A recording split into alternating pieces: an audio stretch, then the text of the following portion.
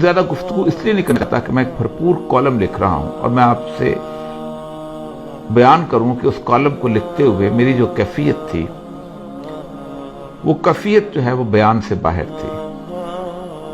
میں کالم پڑھ کے سنا دیتا ہوں اس لیے کہ اس کالم کے بعد میرے پاس کوئی اور لفظ ایسے نہیں بچیں گے کہ میں اس تقریر پر تبصرہ کر سکوں۔ یہ کالم خالصتاً سید الانبیاء صلی اللہ علیہ وسلم کے حوالے سے، اسلام فوبیا کے حوالے سے مسلمانوں کی آواز کو اس عالمی فورم پر بلند کرنے کی بات ہے۔ باقی تمام مسائل جو ہیں وہ اور طریقے سے حل ہوتے ہیں، لیکن اسلام فوبیا یا رسول اللہ صلی اللہ علیہ وسلم کی گستاخی جو ہے یہ زبان و بیان کا مسئلہ تھا، اور اس کا مقابلہ بھی زبان و بیان سے اور قلم و قلم سے ہو سکتا تھا، اور وہ انتہائی خوبصورتی کے ساتھ کیا گیا۔ میں آپ کو کالم آپ کی نظر کرتا ہوں، یہ انشاءاللہ العزیز آپ اخبارات میں بھی پڑھ لیں گے، لیکن میں یہ خراج عقیدت ہے جو عمران خان صاحب کو دینا چاہتا ہوں۔ 31 اکتوبر 1929 کو غازی علم الدین شہید کو اس میاں والی کے علاقے میں جیل میں تختہ دار پر لٹکایا گیا، جہاں سے عمران خان کے ددھیال کا بھی تعلق ہے۔ لیکن کس قدر حیرت کی بات ہے کہ اس عاشق رسول کے آباء اجداد میں سے بابا لہنا نے جب اسلام قبول کیا تو اس نے لاہور کے سرحدی علاقے برکی ہڈیارہ میں آ کر ٹھکانہ بنایا۔ یہ وہی برکی ہے جو عمران خان کا ننھیال ہے۔ مجھے کوئی مماثلت نہیں ڈھونڈنی، میں تو حیرت میں گم آج سے 90 سال قبل آنکھوں میں آنسو لیے علامہ اقبال کے اس چہرے کو اپنے تصور میں لا رہا ہوں جو غازی علم الدین شہید کو لحد میں اتارتے ہوئے ہچکیوں سے رو رہا تھا۔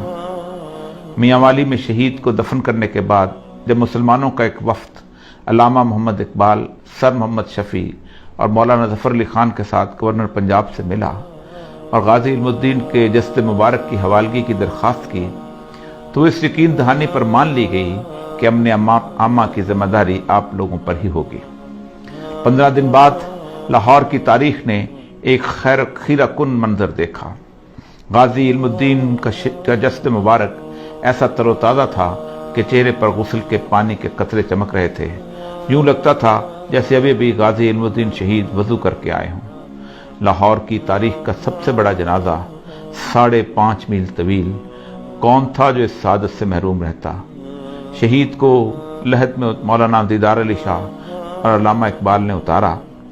میت کے سرہانے کھڑے آنسوں سے تر اس عاشق رسول اندلیب باغ حجاز اور پروانہ رسالت علامہ اقبال نے کہا، ترخان کا بیٹا آج ہم پڑھے لکھوں سے باسی لے گیا اور ہم دیکھتے ہی رہ گئے۔ ہر وہ شخص جو سید الانبیاء کے ناموس اور حرمت سے محبت کرتا ہے، اس کی کیفیت اس وقت بالکل ویسی تھی جب عمران خان عالمی فورم پر سید الانبیاء صلی اللہ علیہ وسلم سے مسلم امت کی والہانہ محبتوں کا اظہار کر رہا تھا۔ ایسے میں میرے پاس اسے نظر کرنے کے لیے آنکھوں میں ڈبڈباتے ہوئے آنسوؤں کے سوا کچھ نہ تھا۔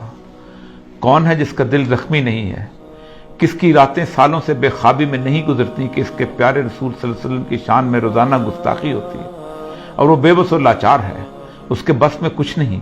وہ پکار کر بتانا چاہتا ہے کہ میں اس مدینے والی سرکار سے اپنی ماں، باپ، بہن، بھائی اور اولاد سے زیادہ محبت کرتا ہوں، اور یہ میرا آخری سرمایہ ہے، یہی میرے ایمان کی جمع پونجی ہے۔ لیکن اس کی آواز سدا بصہرا ہے۔ وہ کوئی مولوی ہے تو بس جمعہ کے خطبے میں آواز بلند کر لیتا ہے، کسی تحریک کا سربراہ ہے تو جلوس نکال لیتا ہے، دھرنا دیتا ہے، مفتی ہے تو فتویٰ دیتا ہے، کالم نگار دانشور ہے تو کالم لکھتا ہے، ٹی وی پر گفتگو کرتا ہے۔ لیکن یہ سب مل کر بھی اپنی آواز گستاخان رسول اور اسلام دشمنوں تک نہیں پہنچا سکتے، اور نہ ہی ان کو عالمی سطح پر اس طرح لاجواب کر سکتے ہیں جس کا موقع اور استحقاق میرے اللہ نے عمران خان کو عطا کر دیا۔ میں تو مالک کائنات کی فرما روائی کا اس حد تک قائل ہوں کہ کوئی پتا بھی اس کی مرضی کے بغیر نہیں ہلتا ہے۔ یہ کیسے ہو سکتا ہے کہ عمران خان کو ناموس رسالت کے لیے آواز بلند کرنے کی توفیق منشاء الہی کے بغیر ہوئی ہو؟ یہ تو انتخاب ہے اور مجھے اس پر صرف رشک کرنا ہے۔ میرے پاس صرف تشکر کے آنسو ہیں۔ اقوام متحدہ کے 193 ممبر ممالک کے جمع غفیر میں 57 مسلمان ریاستوں کے سربراہ ہیں، اور ان میں سے اللہ نے میرے ہی ملک کے سربراہ کو یہ توفیق عنایت کی۔ شاطمین رسول کا قصہ کوئی تازہ نہیں ہے، مغربی دنیا میں اس کا آغاز سید الانبیاء صلی اللہ علیہ وسلم کے وصال کے تقریباً 150 سال بعد 780 عیسوی میں ہو گیا تھا، جب ایک شخص تھیوفس دی کنفیسر نے رسول اکرم صلی اللہ علیہ وسلم کی شان میں گستاخانہ سوانحی خاکہ تحریر کیا تھا۔ یہ واحد شخص ہے جسے اپنے زمانے کے عیسائیوں کے دونوں بڑے گروہ یعنی رومن کیتھولک اور مشرقی آرتھوڈاکس نے 12 مارچ 817 میں اس کی موت کے بعد اسے ایک قابل احترام سینٹ کا درجہ دیا اور اسے پوری عیسائیت کا مشترکہ راہب قرار دیا۔ اس ملعون کی موت کے بعد سے آج تک یعنی 1200 سال تک مغربی دنیا کی پوری علمی تاریخ اسلام دشمنی، اسلام فوبیا اور سید الانبیاء صلی اللہ علیہ وسلم کی گستاخیوں سے بھری ہوئی ہے۔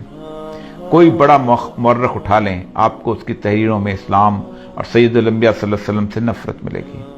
یہ نفرت اور تعصب ان کی تحریروں میں اتنا واضح ہے کہ وہ تکلیف دہ حد تک جھوٹ بولنے سے بھی گریز نہیں کرتے۔